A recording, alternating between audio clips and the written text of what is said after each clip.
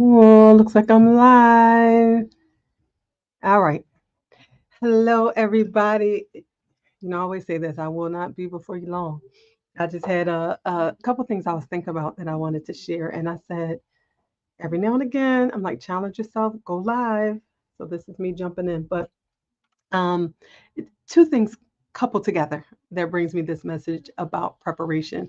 Last week, the past 2 weeks have been like crazy with we had all kinds of like inspection visits or scheduled inspection visits. We're still like in our uh, state inspection window now, but we had our high quality stars renewal. We had a food program audit.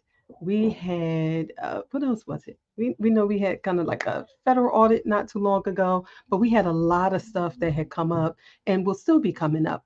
But the one thing I remember telling my team last week, especially when we got the call that the auditor was coming, she called at 10 and was like, "Listen, it's unannounced, but I'll be there in an hour." Right. And so I looked at my team member and I was like, it's okay. Why? Because we had been in this space before and previously we were not prepared. When I say hearts dropped, it's like, wait a minute, we're not ready.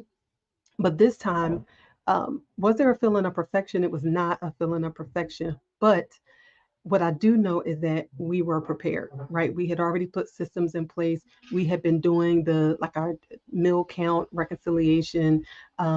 There's particular people responsible for particular things.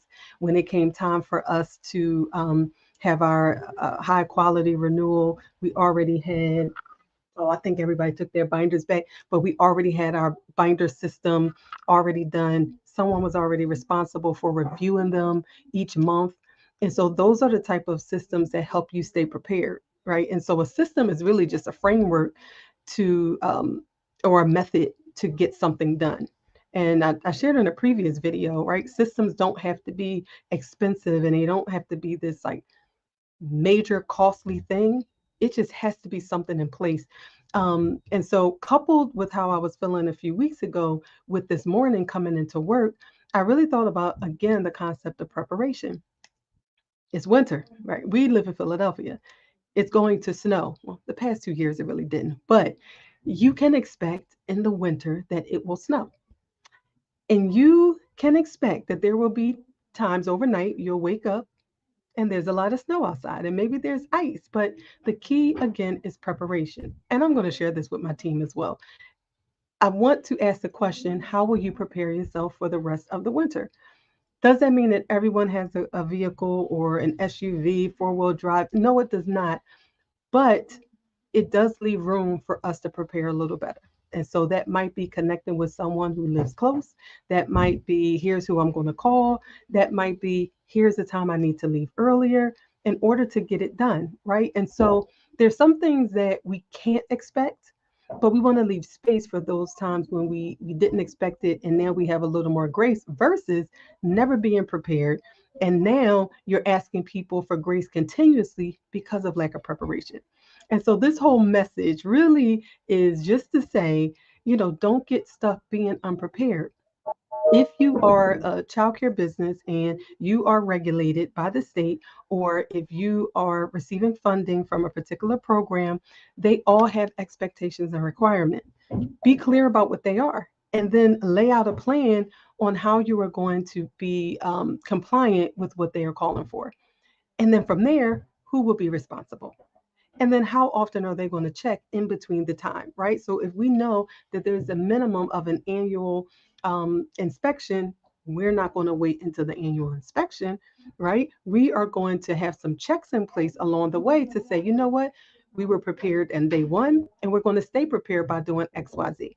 Right. So that's all about the preparation. And this really applies to every part of our lives, right? What is it that we can expect and how can we prepare? And then that leaves some space, right? Just like a budget, it leaves space for unexpected emergencies to come up, and when they do, you're like, not a problem, right? The whole concept of stay ready so you don't have to get ready, right? That's the thing, and it's so much less stress when you do it that way. So I really just wanted to share those couple of things I had been thinking about and experiencing, right? Like, even though we had all of these things coming up, it was a lot less stress knowing that we had some preparation in place. So do all that you can to prepare beforehand, connect with other people so they can help you prepare and create a plan, and then just make it happen. All right. I'll talk to you soon.